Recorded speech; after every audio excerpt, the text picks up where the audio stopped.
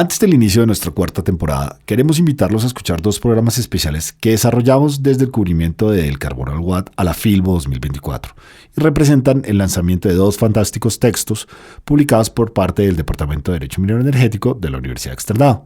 Agradecemos la invitación y apoyo de Externado Podcast y de su director Darío Fernando Patiño en la construcción de estos dos especiales y a todas las voces que nos acompañaron, a José Vicente Zapata, a Sebastián Cabrales y a Ana Paola Gutiérrez. Los libros del externado en la feria. ¿Qué dicen? ¿Quiénes los escribieron? ¿Por qué los hicieron? Diálogos entre autores y expertos. El externado en la Filbo 2024.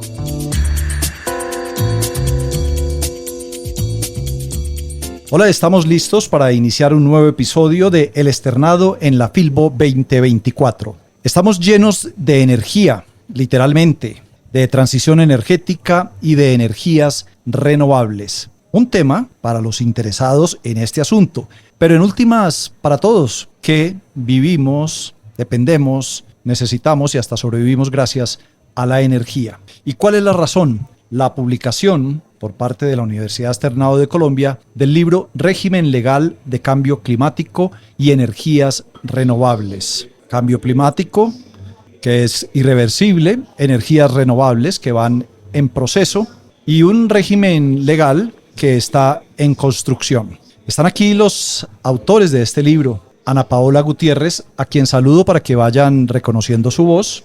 Darío Fernando, muy buenas tardes, gracias por la invitación. José Vicente Zapata. Muchísimas gracias por la invitación, un placer estar acá. Y Luis Bustos, del Departamento de Derecho Minero y Energético del Externado, también bienvenido. Un gusto estar acá. Estas son las voces que los van a acompañar. Mi nombre es Darío Patiño y aquí estaré también por los lados acompañando a estos especialistas en el asunto. Luis, lo dejo en sus manos. Bueno, muchas gracias. Primero es un honor y le agradecemos al profesor Darío y pues a todo su equipo de trabajo por tenernos al Departamento de Derecho Minero Energético acá. La idea es que ustedes disfruten, digamos, de este espacio, tanto en la página del Externado Podcast como en el trabajo que venimos haciendo, que también está publicado en el Externado Podcast del Carbono al Watt. Iniciando por ahí, pues tenemos el gusto de tener al doctor José Vicente Zapata Lugo, quien es abogado de la Universidad Javeriana, tiene un máster en leyes de McGill University, es socio de Holland & Knight en Bogotá y tiene más de 25 años de experiencia en el sector de recursos naturales y su práctica ha estado centrada en asuntos corporativos, comerciales y regulatorios con énfasis en medio ambiente, energía, minas e hidrocarburos. También la doctora Ana Paola Gutiérrez, que también es autora de esta obra sobre la cual vamos a hablar, quien es directora de investigaciones del Departamento de Derecho Minero Energético, profesora de pregrado y posgrado de la Universidad Externado de Colombia, abogada especialista en Derecho Administrativo y magíster en Gestión y doctora en Ciencias Económicas y Empresariales con amplia experiencia en entidades públicas y privadas, especialmente en mecanismos alternativos de solución de conflictos y derecho de la energía. Un honor estar acá con ustedes. Gracias por aceptar la invitación. Muchas gracias, Luis. Muchas gracias, un placer de verdad. Bueno, un honor. Quisiera arrancar para dar inicio, digamos, a estas temáticas que ustedes estuvieron trabajando en su libro ampliamente, preguntándole al doctor José Vicente, ¿cuáles son los principales desafíos para Colombia en la implementación de fuentes de energía renovables? Sí, muchas gracias y una excelente pregunta que nos trae al texto que tuvimos la oportunidad de trabajar con la doctora Ana Paola. El tema está atado a 4 aspectos fundamentales que hay que tener presentes de manera permanente. El primero es un tema que todos estamos viviendo hoy en día en Colombia y que nos preocupa inmensamente, que es la seguridad energética.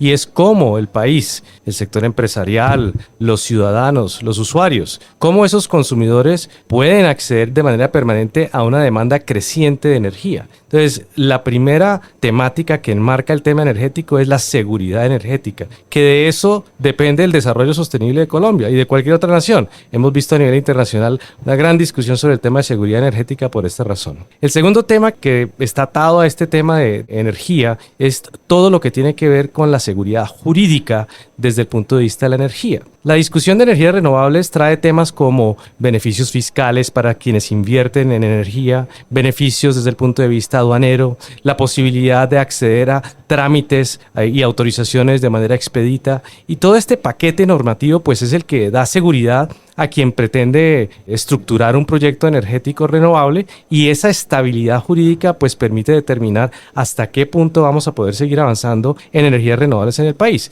Si se modifican esas reglas del juego anticipadamente o de manera periódica, pues genera una inseguridad que afecta a los desarrolladores de los proyectos. El tercer tema que hay que tener presente es el tema asociado con la implementación efectiva de las energías renovables. En esa discusión, pues evidentemente ese tercer tema es esencial porque en el país tenemos una dificultad importante que, a pesar de tener un amplio marco normativo, la efectividad de la implementación de esos proyectos está disminuida. Los proyectos han debido entrar mucho antes de lo que está ocurriendo, y muchos proyectos ya han sido abandonados, como ha sido de público conocimiento. Y esto pues obviamente impacta de manera directa a otras energías que están ahí, que es lo que estamos viendo también en el país en este momento. Veníamos dependiendo de la capacidad hidráulica del país, de la generación de las hidroeléctricas. Hay una reducción del recurso hídrico y con ocasión de eso pues nos toca prender. Esta semana se prendieron en el país todas las térmicas precisamente para atender esa necesidad. Y la gran pregunta es, y bueno, ¿y las renovables dónde están? Pues ahí van muy lentamente. Entonces tenemos un tercer tema que es la dificultad de materializar esto por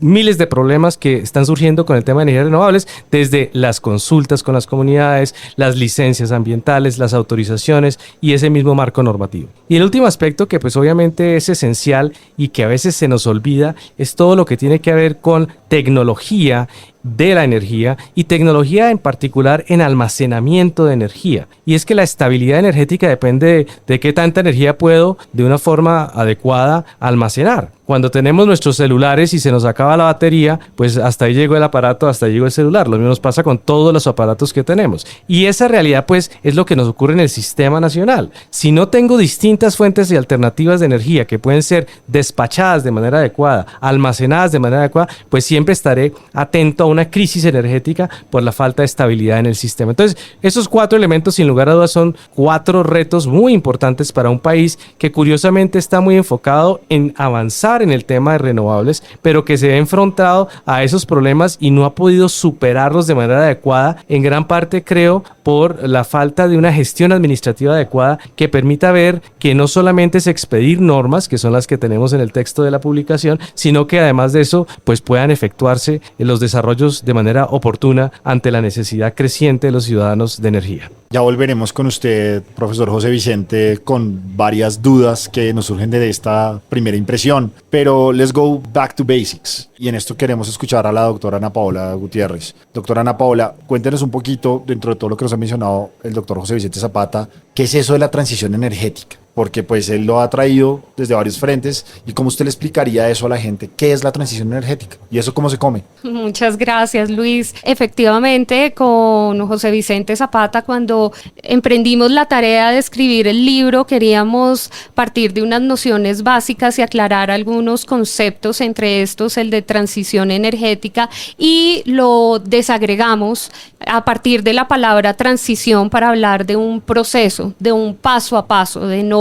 dar un salto o un salto energético en este caso, sino de buscar la manera más segura para que sea un proceso irreversible. Y transición energética lo atamos no solamente a una tendencia o a un llamado a mitigar los efectos del cambio climático, sino que empezamos a analizar los diferentes procesos de transición que ha tenido la historia de la humanidad, desde el uso de la leña, el carbón, desde luego pues el vapor, la electricidad, el uso de los combustibles de origen fósil, hasta buscar formas más limpias y las fuentes renovables de energía. En ese sentido, unimos estos dos conceptos, transición como un paso a paso, como un proceso, y energía, analizando todas las fuentes de energía a partir de 5 Ds que se han venido trabajando también en la doctrina y en el departamento. Una, desde luego, hacer un llamado a la diversificación energética, y en ese sentido a un llamado a no excluir o satanizar ninguna fuente de generación, y por eso hablamos también del carbón, del petróleo, del gas, y buscar mejores alternativas, quizás sí, pero sin desconocer ninguna fuente de generación. Hablamos de democratización con el propósito de incluir al ciudadano no solamente al final de la cadena, sino también de las posibilidades que tienen bajo la figura del prosumidor, pero también desde el punto de vista de la regulación, para que sea tenido en cuenta, para que cumpla con ese derecho y esa obligación de hacer parte de la regulación, de participar también de los comentarios que se pueden hacer a las normas que salen publicadas, estos proyectos de normas. También hablamos de descarbonización, desde luego esa es de las Ds más importantes que desarrollamos,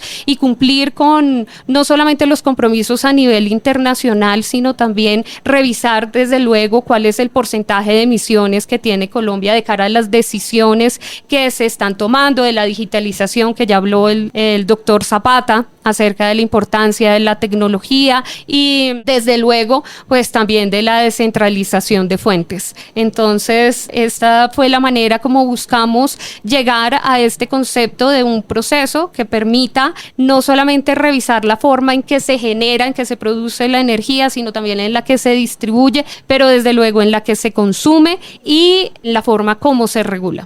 Grandioso. Listo. Muchas gracias por esa explicación. La pregunta ahora, volvemos a esta explicación que nos dio el doctor José Vicente. Dicen que la gran mayoría de estos proyectos y sus grandes desafíos se concentran en lo ambiental y lo social sobre estos proyectos energéticos. ¿Considera que esto es así, doctor José Vicente? ¿O usted observa algún otro cuello de botella que tienen estos mismos proyectos? ¿Y cómo ve estos proyectos en su futuro desde lo ambiental y desde lo social? No, excelente pregunta. Y eso nos lleva a decir una cosa que es bastante interesante, en línea con lo que decía la doctora Ana Paola, y es que fíjense que recientemente el reconocido académico experto en temas económicos, de energía, de transición, Daniel Yergin, indicó que estaba agotado con la transición energética. Y al decirlo, lo dice simple y llanamente porque plantea que esta transición va a estar mucho más demorada de lo que todos pensábamos, y el tiempo para materializarla pues se está extendiendo cada vez más. Las metas de Alemania se han desplazado hacia adelante, las metas de otros países se siguen desplazando. Y en el caso colombiano, usted bien dice lo social y lo ambiental. Colombia aporta ínfimamente, para los oyentes, su contribución a la problemática de cambio climático es mínima. Entonces, parece que tenemos una inconsistencia material en la discusión social y ambiental por lo siguiente. Los proyectos de energías renovables, en primer lugar, jurídicamente, se están tratando de la misma manera que los proyectos de carbón, petróleo, gas, y son distintos. Entonces tenemos un problema normativo para arrancar, y es que si yo estoy tratando ese tipo de energía de la misma forma que otros tipos de energía, pues pareciera que estoy generando una inconsistencia jurídica en la forma en que obtenemos una licencia ambiental, obtenemos una licencia social para operar. Y la dificultad concomitante en eso social y ambiental está atado a que en lo ambiental pareciera que queremos, en ese modelo parametrizado, exigir lo mismo que exigíamos para esos otros proyectos. Y la dificultad deriva de que el ciudadano, las autoridades, exigen las mismas condiciones. Entonces, un ejemplo es la huella superficial de un proyecto eólico, la huella superficial de un proyecto solar. Esa huella a nadie le gusta, y como no nos gusta, entonces decimos no debería hacerse el proyecto porque afecta al paisaje. Evidentemente que afecta al paisaje, no hay la menor duda que afecta al paisaje, pero lleva unos beneficios muy importantes que no podemos desconocer. Y no podemos tener parques solares, parques eólicos, parques a nivel térmico sin una huella superficial. Entonces, si no solucionamos ese tema ambiental, seguiremos en la misma situación de licencias ambientales archivadas, falta de información, etcétera, etcétera. Y lo segundo que es importante, en lo social, pareciera que las comunidades también se enfrentan a estos proyectos de la misma manera que a los proyectos tradicionales. La discusión de consulta previa con comunidades étnicas en La Guajira, pues nos ha generado un problema grande de transmisión, de transporte de energía y de desarrollo de los proyectos en La Guajira. La consulta previa se está dilatando más y más en el tiempo con muchas comunidades y no encontramos solución a eso. Ahora viene la discusión alrededor de Escazú en lo social. Entonces hay un componente grandísimo de lo que yo siempre llamo en clase socialización, resocialización, mega socialización, hasta que tratáramos de decir, todos estuviéramos de acuerdo en la temática y esto está parando esos proyectos de manera clara. Entonces creo que esos dos retos ambientales y sociales no se van a poder atender adecuadamente si el Estado colombiano y las empresas, pero si el Estado en particular no entiende y atiende esa problemática de manera directa y concreta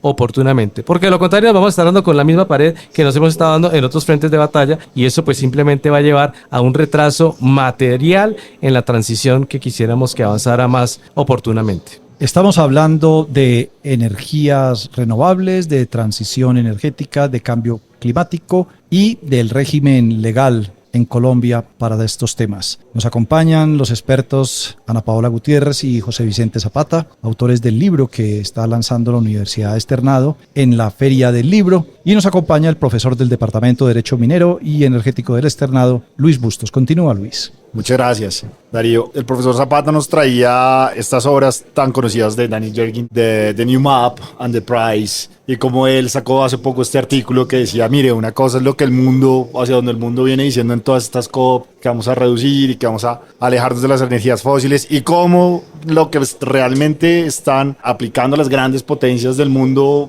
va encaminado hacia otro modelo, ¿cierto? Pero entonces ahí yo lo llevo hacia Colombia, ¿cierto? Y me gustaría escuchar tanto la opinión de la doctora Ana Paola como la del doctor José Vicente sobre si tenemos que seguir esas grandes rutas que nos imponen, vienen tal vez desde el norte global, o tenemos que construir una transición energética a la colombiana con sus propias características, y tal vez también como región tenemos que tener como nuestro propio modelo de transición energética. Qué bueno escuchar sus comentarios al respecto. Definitivamente, tenemos que construir sobre lo que tenemos, lo que conocemos, y plantear una ruta para que lleguemos a una transición energética justa, progresiva, irreversible. Parte de conocer un poco sobre cuál es nuestra riqueza en recursos naturales, desde luego también nuestras necesidades y la importancia de una adecuada planeación para la mejor toma de decisiones. Sin lugar a duda, hay un término para ello. El doctor Amílcar Acosta hablaba un poco de la tropicalización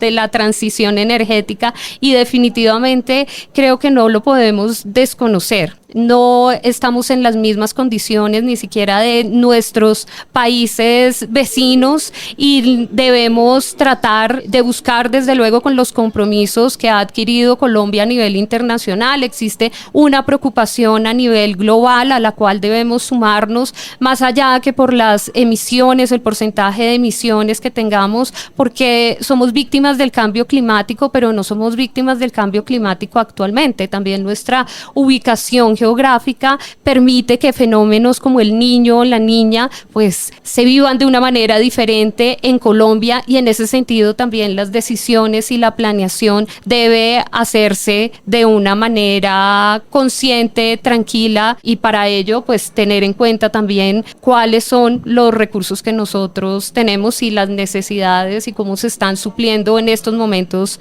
las necesidades para que esa toma de decisiones permita una transición justa.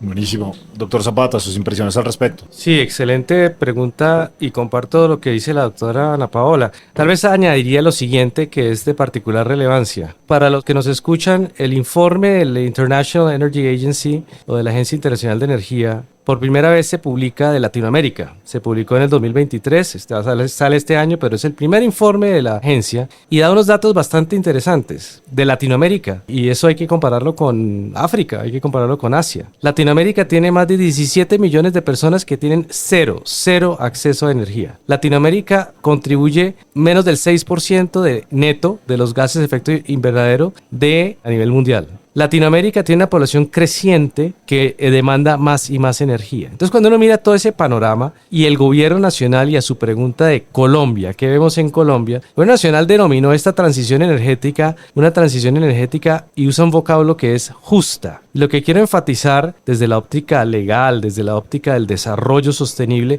es que esa justicia de esa transición es la oportunidad de la transición. Aquí a nadie le va a servir en Colombia que dentro de 5 días estemos en racionamientos de energía, ya estamos en racionamientos de agua. Aquí a nadie le va a servir que apaguemos con días cívicos o con días de suspensión de trabajo como acaba de ocurrir en Ecuador por temas energéticos. Eso no le favorece a nadie, a la economía, al desarrollo de un país que necesita desarrollarse. Entonces, lo que quiero decir con la transición energética justa es que el deber legal y constitucional del Estado colombiano, desde el presidente de la República para abajo, es garantizar que esto se materialice de manera oportuna y pronta. Bueno, fantástico porque los dos nos han dado una explicación y han traído este término de justicia energética, ¿cierto? Que hace parte como de esta política pública que ha intentado implementar este gobierno. Nos han mencionado este gobierno que es posible que esa fórmula, ese camino, ese puente para avanzar en la justicia energética es el de las comunidades energéticas. Me gustaría escucharlos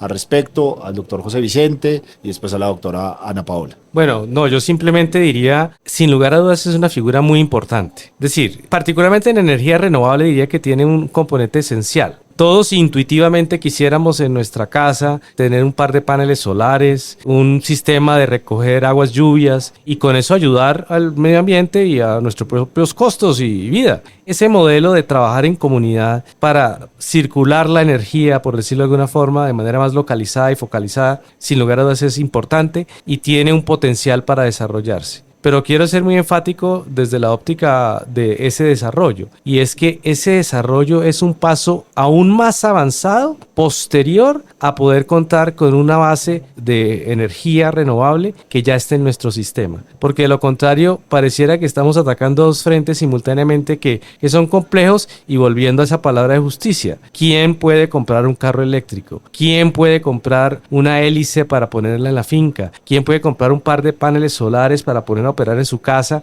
y además hacer el mantenimiento de esos paneles solares y que le funcionen bien y que pueda almacenar esa energía? Todo eso implica una cantidad de recursos en un país escaso de recursos para el ciudadano del común, y obviamente eso genera una dificultad particular sobre ese tema. Gracias, doctor José Vicente. Doctora Ana Paola. Gracias, Luis. Pues a mí la figura de las comunidades energéticas me encanta. Como académica, pues con el doctor José Vicente hemos analizado diferentes escenarios en diferentes partes del mundo. Sin embargo, como debemos aterrizarlo al contexto colombiano, hay una experiencia también muy interesante que se ha llevado a cabo a partir de proyectos pilotos, y como pilotos han permitido ver la importancia de la regulación, de la seguridad jurídica para tener también seguridad energética y para una apuesta tan grande como es la de las comunidades energéticas.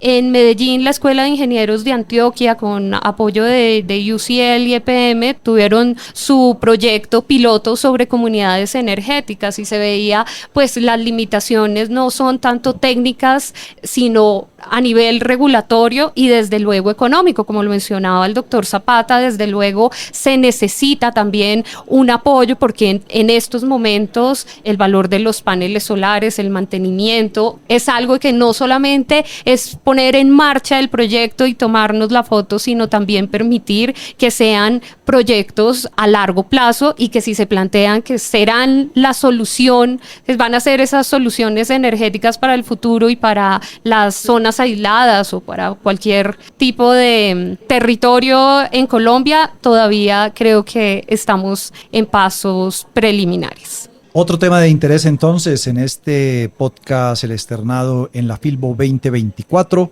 el libro Régimen Legal de Cambio Climático y Energías Renovables de José Vicente Zapata y Ana Paola Gutiérrez, que han estado con nosotros en este espacio junto a Luis Bustos del Departamento de Derecho Minero y Energético de la Universidad Externado de Colombia. El libro se consigue, por supuesto, en la feria Pabellón 3, piso 2, stand 330, el stand de la Universidad Externado de Colombia, en las librerías de la universidad y también por correo a través de la página web de la universidad. Publicaciones. Muchas gracias a todos quienes nos han escuchado y a los participantes. Los libros del externado en la feria. ¿Qué dicen? ¿Quiénes los escribieron? ¿Por qué los hicieron? Diálogos entre autores y expertos. El externado en la Filbo 2024.